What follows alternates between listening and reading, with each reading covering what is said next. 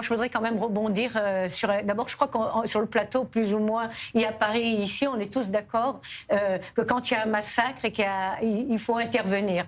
Donc ça, c'est la première chose, et Israël le fait. Ce que je regrette, justement, c'est que quand nous, on a eu le massacre du 7 octobre et qu'on a subi ce massacre, alors là, la communauté internationale, non seulement on ne l'a pas vu, y compris sur les viols des femmes, non, on l'a pas vu, on l'a vu pendant les 2-3 premières semaines, et puis après, elle a disparu. Écoutez, non, pas du tout, parce que quand j'ai travaillé pendant 4 mois et demi sur tous les viols des femmes et les massacres des femmes, il n'y avait personne, et ni les organisations humanitaires, et les organisations féministes. On a dû prendre 4 mois et demi pour avoir le premier article dans Le Point pour pouvoir parler de ça en France.